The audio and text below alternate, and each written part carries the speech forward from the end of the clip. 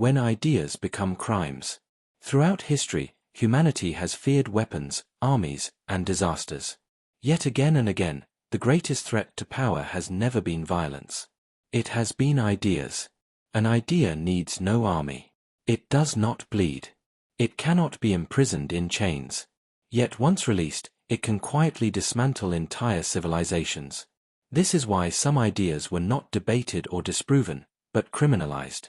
Long before science became a method, truth was a decree. Knowledge flowed downward from authority, from kings, priests, and institutions that claimed to speak for God, nature, or destiny itself. To question these truths was not curiosity. It was rebellion.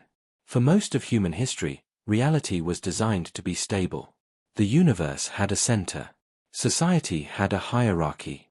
Every person knew their place. Stability was not just comforting, it was necessary for control. In medieval Europe, this stability was reinforced by a powerful story. Earth sat motionless at the center of the cosmos, while the sun, moon, and stars revolved around it. This model was more than astronomy. It was theology, philosophy, and politics combined. If Earth was central, then humanity was central.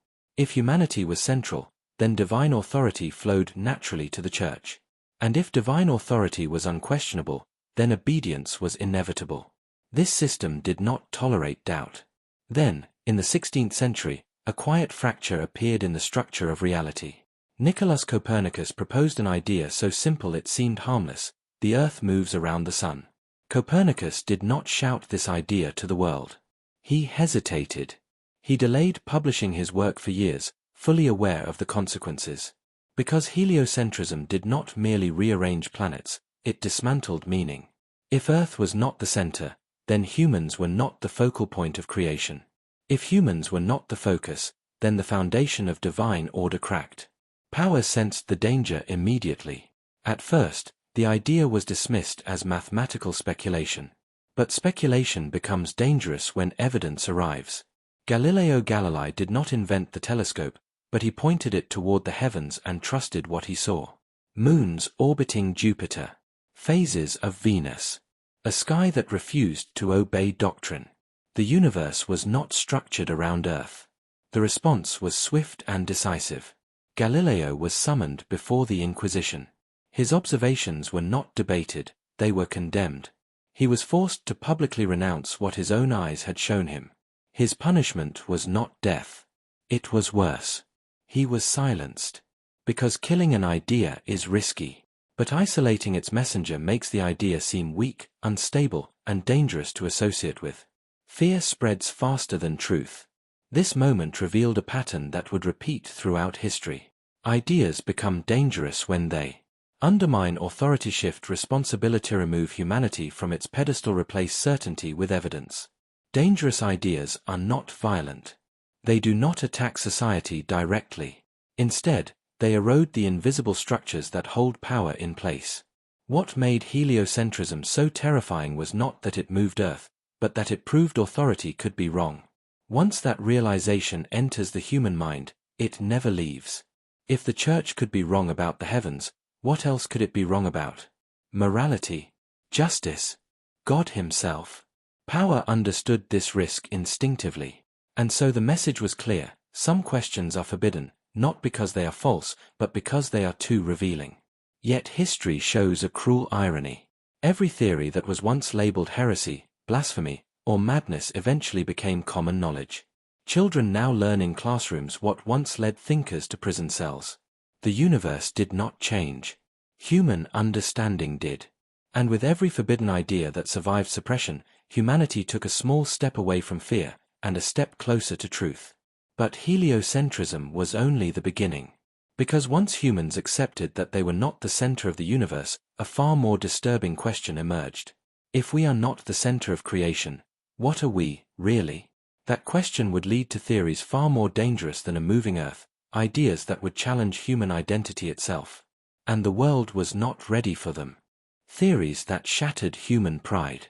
Once humanity accepted that Earth was not the center of the universe, another, far more unsettling question emerged, not about our place in space, but about our place in life itself. For centuries, humans believed they were fundamentally different from every other creature.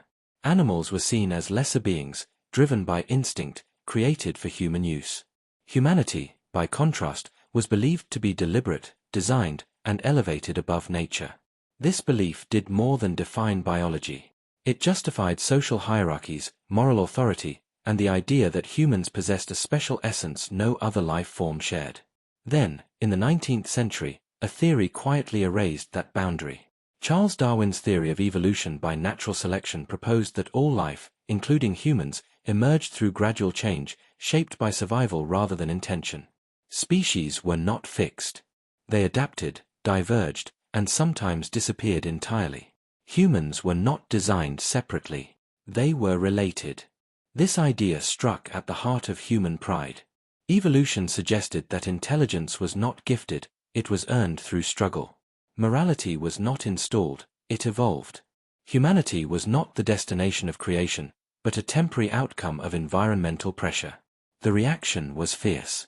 Religious institutions condemned the theory as an attack on faith. Critics mocked Darwin, portraying him as someone who believed humans descended from apes, a simplification designed to humiliate rather than understand. But the fear ran deeper than religion. If humans were animals, then superiority was an illusion. If nature operated without intention, then suffering had no cosmic explanation. Evolution replaced purpose with probability, and many found that unbearable. Even today, resistance to evolution is not scientific, it is emotional. But evolution was only the beginning. Shortly afterward, medicine encountered its own dangerous idea, one that challenged not identity, but responsibility. Before germ theory, disease was blamed on foul air, curses, or divine punishment. Doctors believed their role was noble and uncontaminated. Death was tragic, but inevitable. Then physicians like Ignaz Semmelweis noticed something horrifying. Women giving birth in hospitals were dying more often than those cared for at home. The difference was simple. Doctors were moving directly from autopsies to deliveries, without washing their hands. Semmelweis proposed that invisible particles were being transferred from the dead to the living. He demanded hand-washing with disinfectant. The results were immediate. Death rates plummeted. And yet, his idea was rejected. Doctors were insulted by the implication that they themselves were killing patients. Accepting germ theory required humility, and humility was too high a price. Semmelweis was ridiculed, dismissed, and eventually institutionalized. He died without recognition. His theory survived him. Germ theory was dangerous because it removed the comfort of fate. Disease was no longer punishment or bad luck, it was human error. Responsibility replaced mystery. Soon after, another theory arrived that threatened something even more fundamental, certainty itself. At the dawn of the 20th century, physics appeared complete. The universe was thought to be a predictable machine governed by absolute laws. Time flowed evenly. Space was fixed. Then Albert Einstein introduced relativity. Time, he said, does not pass the same for everyone. Space bends. Measurements depend on motion and perspective. There was no universal clock. No absolute frame of reference. This idea destabilized not only physics, but philosophy. If time was relative, then experience itself was subjective. The universe was not rigid, it was flexible. Many physicists resisted the theory. Not because the math failed, but because it felt wrong. Soon after, quantum mechanics delivered an even greater shock. Particles did not behave like solid objects. They existed as probabilities. Outcomes could not be predicted with certainty, only likelihood. Reality itself seemed uncertain. Even Einstein rejected this conclusion. God does not play dice, he famously said. But the universe did. These theories were dangerous because they stripped away comfort. Humans were no longer special creations, physicians were no longer infallible, and reality itself was no longer stable. The more science revealed, the less control humanity seemed to have. And as pride collapsed, a deeper fear emerged, not about the universe, but about the mind. Because if nature could not be trusted to obey certainty, could humans trust themselves? That question would lead to the most disturbing theories of all. Theories that threatened control. By the early 20th century, Science had already removed humanity from the center of the universe and stripped away the illusion of biological superiority. But the most dangerous challenge was still ahead, one that did not come from the stars or from nature, but from within the human mind itself. For centuries, humans believed they were rational beings. Decisions were thought to arise from conscious thought, guided by reason, morality, and free will. Laws, justice systems, and social order were built on this assumption. Then Sigmund Freud introduced a disturbing idea: the human mind is not fully in control of itself. Freud argued that thoughts, desires, and behaviors are largely driven by the unconscious, hidden forces formed by childhood experiences, suppressed emotions, and forbidden impulses. Conscious reasoning, he claimed, was often just a surface-level explanation for deeper, unseen motivations. This theory was explosive. If humans were not fully aware of why they acted as they did, then responsibility became complicated. If reason was not sovereign, then punishment, guilt, and even morality required rethinking. Freud did not merely challenge psychology, he threatened the foundation of social control. His work was attacked as immoral, obscene, and dangerous. Governments feared it. Religious leaders condemned it. Critics dismissed it as pseudoscience. But beneath the outrage was fear. Because psychoanalysis suggested that obedience was fragile. That beneath discipline and law existed chaos, desire, and conflict. And power depends on predictability. As Freud's ideas spread, philosophers pushed even further. They questioned not just the mind, but reality itself. What if reality is not objective? What if truth depends on perspective? What if history is shaped by those who hold power rather than those who speak truth? These questions were not abstract. They were politically radioactive. If truth is subjective, then authority loses its strongest weapon, the claim to certainty. Institutions rely on shared beliefs about morality, justice, and order.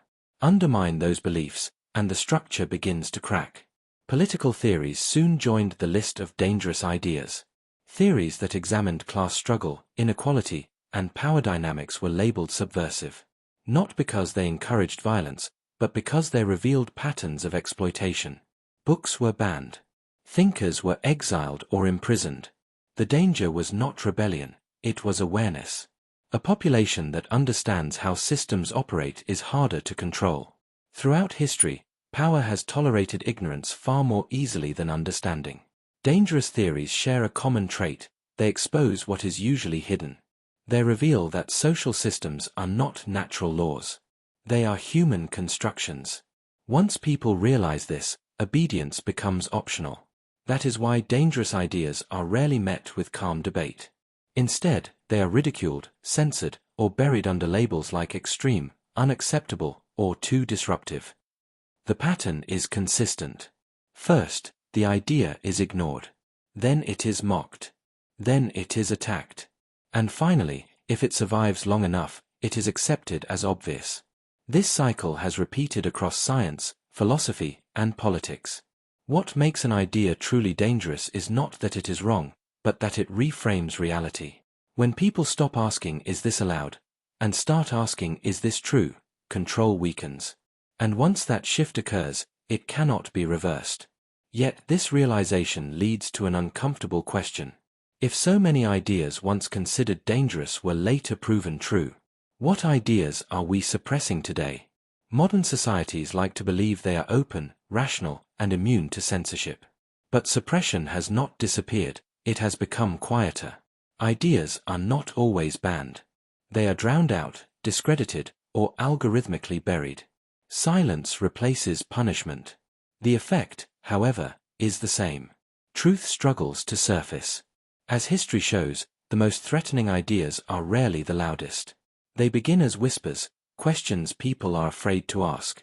And those whispers carry a warning that power has always feared. The world does not have to be the way it is. That realization is the most dangerous theory of all. And it leads directly to the present moment, where new ideas are already challenging identity, consciousness, and the future of humanity itself. The final question remains: the dangerous ideas of today and tomorrow. Every generation believes it stands at the peak of understanding. That the great battles over truth have already been fought and won. That censorship, dogma, and fear belong to the past. History suggests otherwise. Dangerous ideas have never disappeared. They have simply changed their shape. In the modern world, ideas are rarely burned in public squares. Instead, they are quietly filtered, labeled, or dismissed. Suppression no longer relies on force alone, it relies on invisibility. Today's most dangerous theories are not always controversial because they are false, but because they challenge the final pillars of human certainty: identity, consciousness, and control. Consider artificial intelligence. For centuries, intelligence was considered uniquely human. Thought, creativity, and reasoning defined what it meant to be alive. Now machines can learn, generate language, create art, and make decisions. This raises an unsettling question. If intelligence can be replicated, what makes humans special? The danger is not that machines will replace humans, but that they will redefine humanity. If consciousness emerges from complexity rather than divinity, then the boundary between human and machine begins to blur. Such questions threaten long-held assumptions about the soul, free will, and purpose. And where meaning is threatened, resistance follows. Another modern danger lies in theories about consciousness itself. Some scientists and philosophers argue that consciousness is not confined to the brain. Others suggest it is an emergent property of matter, or even a fundamental feature of the universe. If consciousness is not uniquely human, then identity becomes fluid. If the self is not fixed, then the concept of individuality, upon which law, economics, and morality depend, begins to weaken. These ideas are often dismissed as speculative or fringe, not necessarily because they lack evidence, but because their implications are destabilizing. Power depends on stable definitions of personhood, responsibility, and agency. Blur those lines, and systems lose clarity. The same pattern appears in discussions of free will. Neuroscience increasingly suggests that decisions are made in the brain before we become consciously aware of them. If choice is an illusion created after the fact, then accountability becomes complex. Legal systems, punishment, and moral judgment are built on the assumption that individuals freely choose their actions. Question that assumption, and the structure trembles. As in the past, these ideas are not widely suppressed through law, but through discomfort. They are avoided, simplified, or framed as philosophical curiosities rather than existential challenges. Yet history teaches us something crucial. Every idea that reshaped civilization began as an inconvenience. It disrupted comfort. It questioned authority. It demanded intellectual courage. The earth moved. Humans evolved. Time bent. The mind fractured. Each revelation was once labeled dangerous. Each faced ridicule and resistance. And each eventually became part of ordinary knowledge. The real danger was never the ideas themselves. It was the fear of losing certainty. Today, we face a choice similar to that of earlier generations. We can cling to familiar explanations, or we can confront uncomfortable truths about who we are and where we are going. Because progress does not ask for permission. It advances through those willing to risk misunderstanding, rejection, and isolation. Through individuals who ask forbidden questions and accept unsettling answers. The lesson of history is clear. Every leap forward begins as an act of intellectual defiance. So the question is no longer whether dangerous ideas exist today. They do. The question is whether we will recognize them, not as threats to be silenced, but as opportunities to understand reality more deeply. Because the future will not be shaped by those who protect comfort. It will be shaped by those who dare to think differently. And if history has taught us anything, it is this. The most dangerous ideas are not the ones that destroy the world. They are the ones that reveal it.